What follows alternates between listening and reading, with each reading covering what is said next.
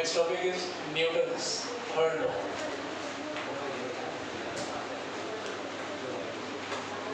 Newton's third law of motion. क्या होता है ये? Every action there is always an equal and opposite reaction. Action और reaction का मतलब क्या होता है? इसमें देखो क्या बोलते हैं, जैसे suppose there are two objects A and B. A ने B के ऊपर कुछ फोर्स लगाया, B ने A के ऊपर फोर्स लगाया, तो एक फोर्स जो होगा दैट इज एक्शन और जो दूसरा फोर्स होगा दैट विल बी रिएक्शन. अब कौन सा एक्शन कौन सा रिएक्शन ये आप डिसाइड नहीं कर सकते. जब भी दो बॉडीज कांटेक्ट में होंगी whenever they exert force on each other, एक फोर्स को हम एक्शन मान लेते हैं, दूसरे वाले को रिएक्शन मान लेते हैं. अगर हम बोलते हैं कि both the forces are equal and opposite, action reaction equal opposite, जैसे एक टेबल के ऊपर कोई बुक रखी हुई है, तो इस बुक का जो वेट ऐड कर रहा है this weight will be action. ये वेट एक्शन हो गया. और इसका रिएक्शन कहाँ से आएगा? ये टेबल इस बुक के ऊपर एक अपवर्ड फोर्स लगाएगी, that will be it's reaction. ये टेबल के ऊपर रखी हुई है तो इसका जो वेट ऐड कर रहा है दिस इज एक्शन, और इसने जो इसके ऊपर फोर्स लगाया दैट विल बी रिएक्शन. हम बोलते हैं कि action and reaction are equal and opposite. अगर ये एक्शन रिएक्शन इक्वल ऑपोजिट हो गए तो क्या ये एक दूसरे को कैंसिल कर देते हो? क्यों? अगर दो इक्वल ऑपोजिट फोर्सेस हैं they should cancel each other. Direction अलग होती है तो ऑपोजिट फोर्सेस है ना, वही बोल रहा हूँ. If two forces are equal and opposite तो क्या वो एक दूसरे को कैंसिल कर देंगे? करेंगे. लेकिन अगर एक्शन और रिएक्शन कैंसिल हो गए तो दुनिया में कोई फोर्स बचना ही नहीं चाहिए, क्योंकि हमेशा एक्शन होगा तो उसका ऑपोजिट रिएक्शन भी आएगा. और अगर हम बोलते हैं कि इक्वल ऑपोजिट फोर्सेस कैंसिल हो जाते हैं तो एक्शन रिएक्शन अगर हम कैंसिल कर दें तो दुनिया में कोई फोर्स होना ही नहीं चाहिए. फिर तो जो बॉडी रेस्ट पर है वो हमेशा रेस्ट पर है, जो मोशन है हमेशा मोशन में है, कभी रुकी ना हो. तो समझ आ रहे क्वेश्चन मेरा? Opposite equal forces they cancel each other, but action and reaction they will never cancel each other. अगर एक ही बॉडी के ऊपर दो फोर्स काम करते हैं, एक फोर्स ऐसे काम कर रहे हैं, एक फोर्स ऐसे काम कर रहे हैं, they are equal opposite, they will cancel each other. लेकिन एक्शन रिएक्शन क्या होता है? These two act on two different bodies. Action reaction equal opposite तो है, लेकिन एक बॉडी के ऊपर एक्शन होता है, दूसरी बॉडी के ऊपर रिएक्शन होता है. दे नेवर कैंसिल ईच अदर, कभी कैंसिल नहीं करेंगे. बात समझ आई बात? इक्वल ऑपोजिट फोर्सेस कैंसिल हो जाते हैं. Action reaction they are also equal and opposite forces, but they never cancel each other because they act on two different objects. दो अलग-अलग ऑब्जेक्ट्स के ऊपर काम करते हैं. तो अगर आप ऐसा बोल रहे हैं ए और बी दो ऑब्जेक्ट्स हैं तो force on A due to B will be equal to minus of force on B due to A. इसके ऊपर जितना फोर्स बी लगा रहा है उतना ही बी के ऊपर ए लगाएगा, लेकिन दोनों के डायरेक्शंस ऑपोजिट हो जाएंगे. तो F A B is equal to minus of F B A. This is Newton's third law. इसको हम प्रूव करेंगे with the help of another law, that is law of conservation of linear momentum. Linear momentum तो पता है, अभी भी revise करा, कल ही पता था. कंजर्वेशन ऑफ मोमेंटम में क्या बोलते हैं? अगर कोई सिस्टम एक आइसोलेटेड सिस्टम है, आइसोलेटेड सिस्टम मीन्स एक कोई ऐसा सिस्टम है जिसके अंदर कुछ ऑब्जेक्ट हैं, ये एक दूसरे के ऊपर फोर्स लगा सकते हैं, बट बाहर से कहीं से कोई फोर्स नहीं ऐड कर रहा और कहीं से एक्सटर्नल कोई फोर्स ना लगाया जाए. That system is called an isolated system. In such system एक सिस्टम का टोटल लीनियर मोमेंटम हमेशा कंजर्व रहेगा, कांस्टेंट रहेगा. अगर ये दो बॉडीज टकराती हैं, सपोज इन दोनों का कोलिजन होता है, इसकी वेलोसिटी भी चेंज होगी, इसकी वेलोसिटी चेंज होगी, इसका मोमेंटम चेंज होगा, उसका मोमेंटम भी चेंज जाएगा, but the total momentum will remain same. In an isolated system, isolated means when no external force is applied on the system. In such a system, the total linear momentum of all the bodies of the system always remains conserved. ये होता है law of conservation of linear momentum. इसको use करते हुए अब हम Newton's third law को derive करेंगे. ठीक है, चलो इसको लिखते हैं पहले.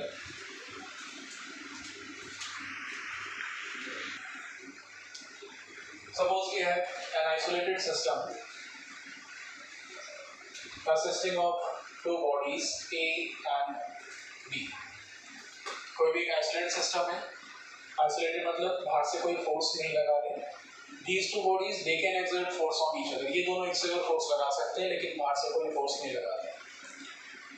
ये दोनों बॉडीज इस सिस्टम के अंदर है.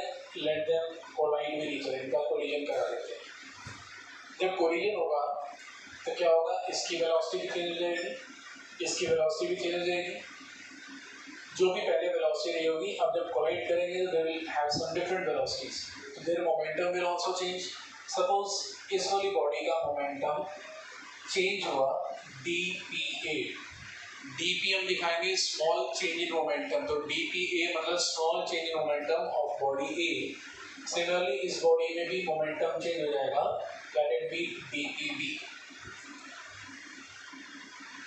टोटल चेंज इन मोमेंटम, इस सिस्टम का momentum, total change in momentum of the system क्या हो जाएगा, dpa plus dpb is total change momentum. अब हमें क्या पता है, by law of conservation of linear momentum, total linear momentum of an isolated system always remains constant रहेगा. जब मोमेंटम कांस्टेंट रहेगा तो there should be no change in the momentum of the system. हम बोल रहे हैं मोमेंटम कांस्टेंट है तो total change it should be zero. तो by conservation of momentum according to law of conservation of momentum,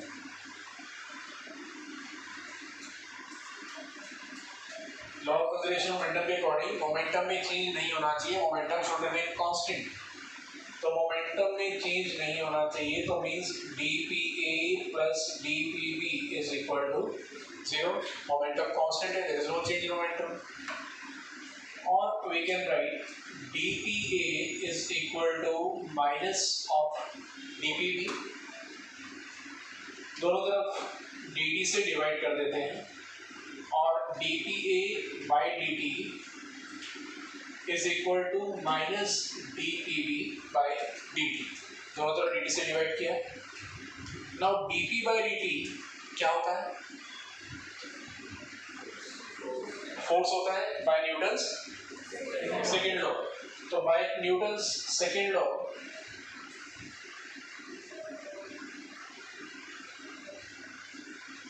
F is equal to dp by dt होता है. Therefore हमारे पास क्या आ गया, dpa बाई dt मतलब rate of change of linear momentum of body A. ये क्या होगा, this will be FAB, force on A due to B. जब हम FAB लिखते हैं, this is force on A due to B is equal to minus of dpb by dt. ये क्या हो जाएगा, this will be force on B due to A with minus sign. तो FAB is equal to minus of FBA. This is Newton's third law. समझ आ गया. तो Newton third law के लिए हमने कंजर्वेशन ऑफ मोमेंटम यूज करा. Momentum में change, total change in momentum is zero, momentum is constant. dp is equal to minus dpb, total को dt से डिवाइड करा और बाय न्यूटन सेकंड लॉ को यूज करके dp by dt फोर्स होता है.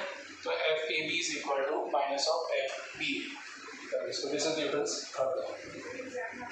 बिल्कुल आता है.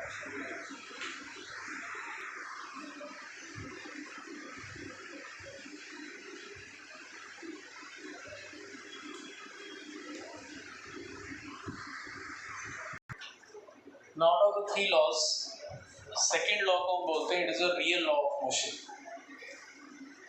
First, second, third तीनों laws ठीक है, but second law is known as a real law of motion. अब real law क्यों बोलते होंगे इसको?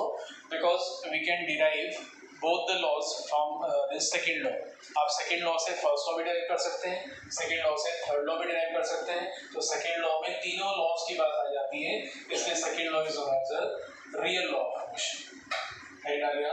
Second law, the real law of motion.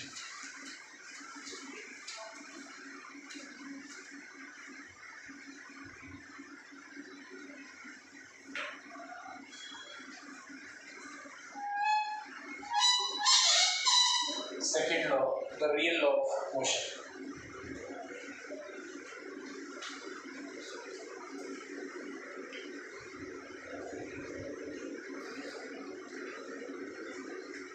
चलो इसको समझ लेते हैं पहले। सेकेंड लॉ से फर्स्ट लॉ डिराइव करते हैं। First law from second law. Second law से हमें फर्स्ट भी डिराइव करना है, सेकेंड लॉ से थर्ड भी डिराइव करना है, इसलिए इसको बोलेंगे it's the real law of motion. Second law को यूज करते हैं, फर्स्ट लॉ डिराइव करते हैं। सेकेंड लॉ की मैथमेटिकल फॉर्म क्या लिखी थी हमने? F is equal to ma। From second law F is equal to ma। अगर हम F को 0 कर दें, if F equal to 0 तो m equal to 0 हो गया। अब किसी भी बॉडी के लिए m cannot be 0, मास तो 0 नहीं होगा। Since m is not equal to 0, therefore a equal to 0। हमने क्या करा? न्यूटन सेकेंड लॉ की मैथमेटिकल फॉर्म लिखी, F equal to ma। अगर F को 0 ले लिया जाए, F क्या था यहाँ पर? External force. Newton second law में एक्सटर्नल फोर्स की बात आती है, rate of change of linear momentum directly proportional to external force of light. तो this F is external force. तो अगर एक्सटर्नल फोर्स को हमने 0 कर दिया तो m इंटू ए बिकम 0। अब m तो 0 नहीं हो सकता, जब दो नंबर का प्रोडक्ट 0 है तो इसका मतलब एटलीस्ट उसमें से एक तो 0 होगा ही। अब हमें पता है कि m कैनॉट बी 0, m 0 नहीं है तो इसका मतलब a इज इक्वल टू 0 हो जाएगा। और एक्सेलरेशन 0 होने का मतलब क्या होता है? किसी बॉडी की एक्सेलरेशन 0 है तो मीन्स अगर बॉडी रेस्ट पर है तो हमेशा रेस्ट पे रहेगी, और कोई बॉडी अगर मूव करेगी किसी वेलोसिटी के साथ तो it will keep on moving with the same velocity in the same direction. अगर सेम वेलोसिटी है तो डायरेक्शन अपने आप ही आ गया। सेम वेलोसिटी के साथ बॉडी मूव करती रहेगी, मतलब एक ही डायरेक्शन में बॉडी मूव करती रहेगी, उसी वेलोसिटी के साथ मूव करेगी, और रेस्ट पर है तो रेस्ट भी रहेगी। कब तक? जब तक आप कोई फोर्स नहीं लगाएंगे। अगर आपने फोर्स को 0 कर दिया, अगर एक्सटर्नल फोर्स इज 0 तभी एक्सेलरेशन 0 आ रही है। तो अगर हम फोर्स 0 करेंगे तो जो बॉडी रेस्ट पर है वो रेस्ट पे ही रहेगी, और जो बॉडी मोशन में है वो मोशन में रहेगी इन द सेम डायरेक्शन। और this is Newton's first law. First law में ये तो आता है कि अगर आप एक्सटर्नल फोर्स नहीं लगाएंगे तो बॉडी की स्टेट चेंज नहीं होगी, रेस्ट वाली बॉडी रेस्ट पे रहेगी, मोशन वाली बॉडी सेम डायरेक्शन में मूव करती रहेगी, with the same velocity move करती रहेगी। This is Newton's first law. तो सेकेंड लॉ को यूज करते हुए हमने फर्स्ट लॉ प्रूव करा। फिर करो इसको।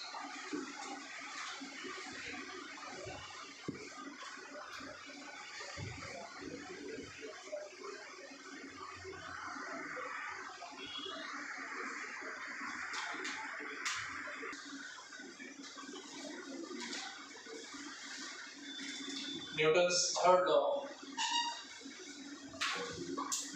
from second law। Third law को प्रूव करते हैं सेकेंड लॉ को यूज करते हुए। देखो, इसको प्रूव करने के लिए again let us take an isolated system. एक isolated system with two bodies से A and B and let them collide। दोनों का कोलिजन कराते हैं। जब कोलिजन होगा तो क्या होगा? They will exert forces on each other. मान लेते हैं ये दोनों बॉडीज स्मॉल टाइम dt के लिए कोलाइड करती हैं। जब कोलाइड करेंगी तो क्या होगा? इनमें एक दूसरे के ऊपर कुछ फोर्स लगाएंगे। Let FAB is force on A due to B। FAB मतलब force on A due to B। पहले वाले के ऊपर फोर्स है, दूसरे वाले की वजह से। FBA is force on B due to A। अब न्यूटन सेकेंड लॉ के अकॉर्डिंग हमें सेकेंड लॉ यूज करके थर्ड लॉ डिराइव करना है। By second law change in momentum क्या होता है? Change in momentum is force into time. F equal to dp by dt होता है, तो dp is equal to F into dt। तो फॉर बॉडी ए बॉडी के लिए जो चेंज इन मोमेंटम होगा dpa is equal to A body का momentum में चेंज कितना होगा, जितना उसके ऊपर फोर्स लग रहा है, फोर्स कितना लग रहा था एफ ए बी, और कितने टाइम के लिए लग रहा है डी बी टाइम के लिए, ठीक है। Similarly for body B, change in momentum of body B, dpb is equal to fba into dt। अब हमने सिस्टम कैसा लिया हुआ है, आइसोलेटेड। तो आइसोलेटेड में अभी हम बात कर रहे थे कि in isolated system the total linear momentum of the system remains constant, conserve, total momentum constant रहेगा, इसका मतलब there will be no change in the momentum. तो यहाँ पर हमने क्या निकाला, ए बॉडी का मोमेंटम चेंज हुआ F A B into D T, B body का मोमेंटम चेंज हुआ F B A into D T. और हमें पता है क्योंकि सिस्टम आइसोलेटेड है, since the system is isolated, since the system is isolated, total change in momentum should be zero, momentum should remain conserve, constant रहना चाहिए, तो मोमेंटम में चेंज नहीं होना चाहिए। तो dpa plus dpb equal to zero, momentum में change zero हो जाएगा, ये दोनों वैल्यूज रखते हैं। तो it is fab into dt plus fba into dt is equal to zero, और fab into dt is equal to minus of F B A into D T, D T cancel हो गया, तो क्या बना F A B is equal to minus of F B A, and this is Newton's third law. तो second law को use करते हुए हम थर्ड लॉ को पहुंच गए। सेकेंड लॉ से फर्स्ट लॉ भी डिराइव कर लिया, सेकेंड लॉ से थर्ड लॉ भी डिराइव कर लिया, तो इसका मतलब जो रियल लॉ ऑफ मोशन है that is the second law. Second law में तीनों का मैटर आ जाता है, सेकेंड लॉ में फर्स्ट लॉ भी है, सेकेंड लॉ में थर्ड लॉ भी है।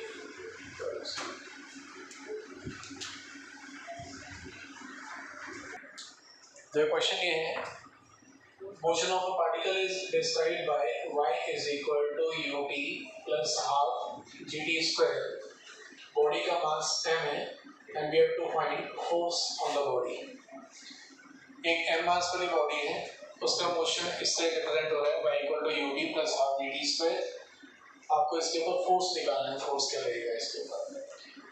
देखो फोर्स के लिए क्या पता है हमें, न्यूटन सेकेंड लॉ से F is equal to ma, हमें करना है F इक्वल टू ma, तो मास तो m दे रखा है आपको, हमें निकालनी है एक्सेलरेशन। देखो वैसे तो हमें सीधा पता चल रहा है इसमें, तो second equation of motion, acceleration क्या है इसमें सीधा सीधा पता चल रहा है जी है, तो आंसर तो F इक्वल टू mg आएगा। लेकिन अगर आप इसको स्ट्रेट अवे ऐसे लिख देंगे आपको मार्क्स नहीं मिलेंगे इसमें, जो न्यूमेरिकल है इसको सॉल्व करना है, एक्सेलरेशन हमें शो करना है कि इट इज g।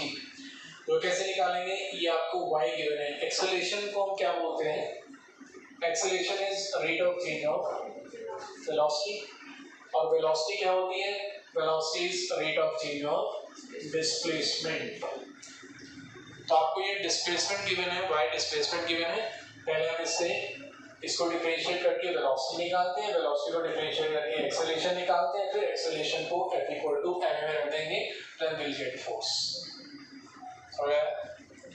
सबसे पहला काम क्या करना है, वेलोसिटी निकालनी है, velocity is given by dy by dt, इसको डिफरेंशिएट करना है। तो ये क्या बना है, ये बन गया dy by dt of ut plus dy by dt of half gt square. dy by dt of ut क्या बन जाएगा, u is what is u, u is initial velocity, और इनिशियल वेलोसिटी आप जब बॉडी के मोशन की बात करते हैं तो इनिशियल वेलोसिटी इज कांस्टेंट, उसके बाद एक्सेलरेशन के बाद उसकी स्पीड बढ़ती है, initial velocity is taken to be constant. तो d by d t of u t करेंगे, तो d by d t u t में यू इज कॉन्स्टेंट और d by d t of t बचा, तो क्या हो जाएगा, ये यू कॉन्स्टेंट है और यहाँ बचा हमारे पास d by d t of t plus इसमें से हाफ जी कॉन्स्टेंट है और ये हो गया d by d t of t square. D by d t of t is 1, time को टाइम के रिस्पेक्ट में डिफरेंशिएट करा, that is 1, d by d t of t is 1 plus half g d by d t of t square is क्या, d by d t of t square 2t, d by d x आपको एक formula बताया था, d by d x of X to the power n, ये क्या हो जाता है, ये होता है n x n माइनस 1, जो पावर आती है उसको पहले लिखना है, वेरिएबल की पावर को एक कम करना है। डी बाई डी एक्स हम x के रिस्पेक्ट में x की पावर n को डिफरेंशिएट कर रहे हैं, तो जो पावर है पहले उसे लिखा और फिर वेरिएबल की पावर एक कम कर देते हैं, तो जो पावर थी पहले उसको लिखा 2 और इस वेरिएबल की पावर को एक कम कर दिया, तो यहाँ पर 2 थी power 2 minus 1. Now this is expression for velocity. अभी करना क्या है हमें, इसको एक ऐसा कर दें, ये 2 से 2 कैंसिल हो गया तो u plus gt, this is velocity. अब क्या करना है, we have to find acceleration. Acceleration क्या होता है, acceleration is rate of change of velocity. तो it is d by dt of v, v की जगह पर u plus gt रखते हैं। अभी हमने बोला initial velocity is constant, d by d t of u करेंगे plus d by d t of g t करेंगे, तो d by d t of u plus d by d t of g t, d by d t of u, u is constant, constant का derivative 0, तो ये तो 0 हो गया, plus d by d t of g t, g is constant और d by d t of t is 1, तो acceleration क्या आ गया g, therefore f is equal to ma और a की वैल्यू g आ गई, तो f is equal to mg, ऐसा करना है।